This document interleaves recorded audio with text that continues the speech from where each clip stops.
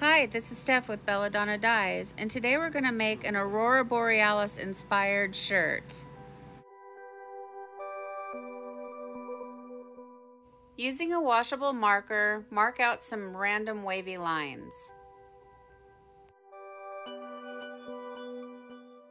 Scrunch pleat up along these lines, and what I mean by that is you can sort of loosely, meanderingly follow these lines. You could also do them and be very precise if you like, but for this particular design, I want to just have a really sort of natural, random flow.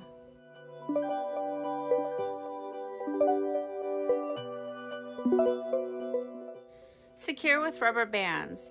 Now these are my favorite rubber bands and they are a little bit too large for this project, so I'm doubling them up.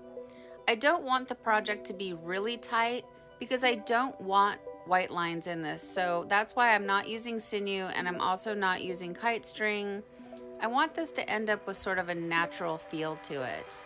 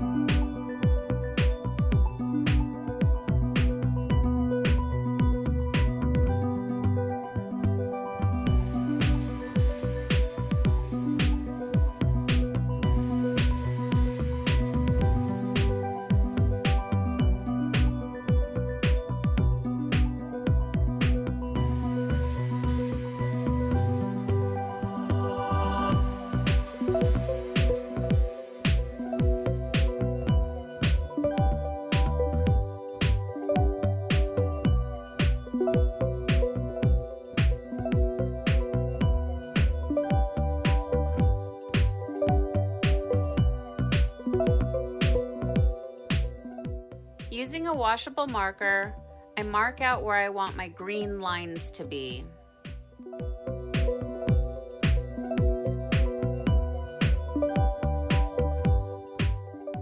Create a barrier to hold back your ice. I'm using these flexible silicone cake molds that I ordered off Amazon, and I have a link down below for them in the description box, along with everything else that I use for tie-dye. If you don't have these cake molds, you could use cardboard or foil.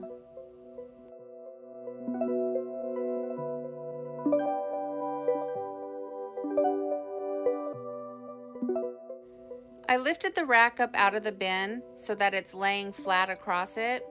That way, when I'm adding the dye, it doesn't want to roll all over the place. And I'm starting with my green lines, my lightest colors, because I want them to be down on top of the t-shirt first.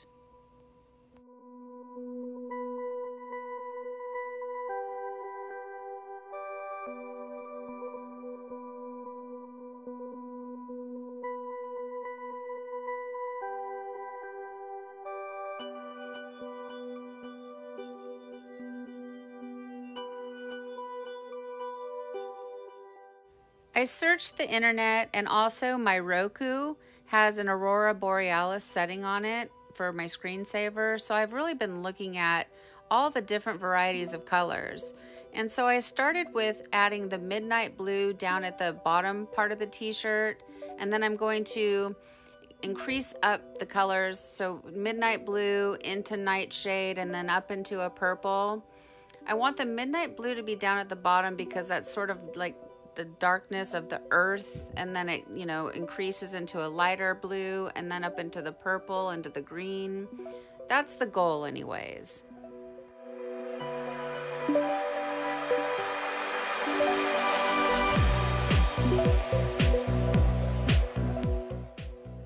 I want this to be an incline, so I set the rack back down inside the bin and then I added the ice.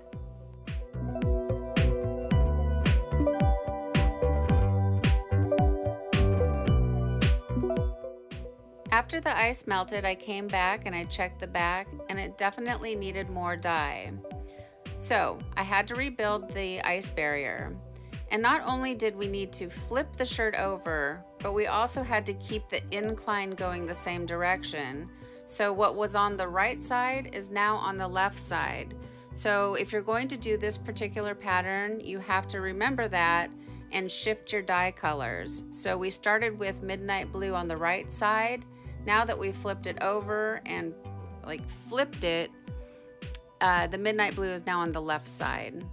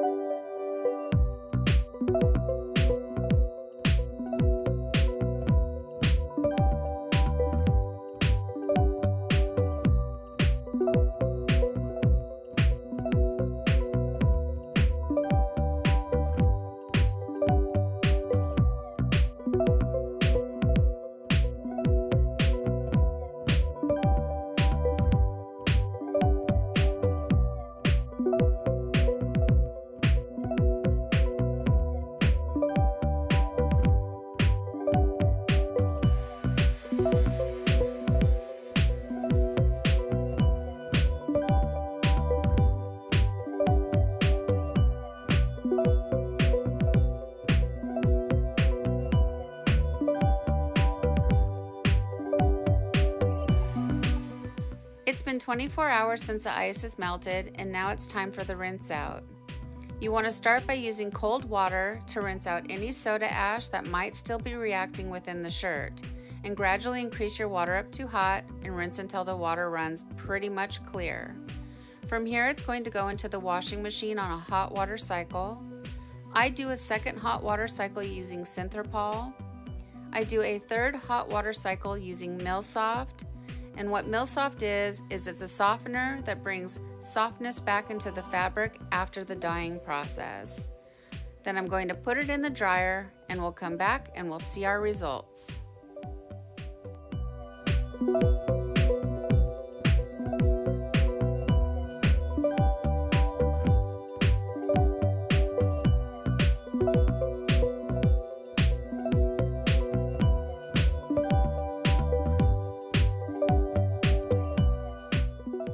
Well, here it is, guys. Here's our shirt after it's been washed and dried. It's a really pretty shirt. Is it 100% the Aurora Borealis? No, it is tie-dye after all, so I can't control everything. But it definitely was inspired by it. We have those bright green glowing colors that really does give that Aurora Borealis effect. I do like this shirt a lot. What do you guys think of it? Please leave me some comments down below. Thank you so much for watching. Please don't forget to subscribe, leave a thumbs up, and click the bell for future notifications. And remember, have fun tie-dyeing.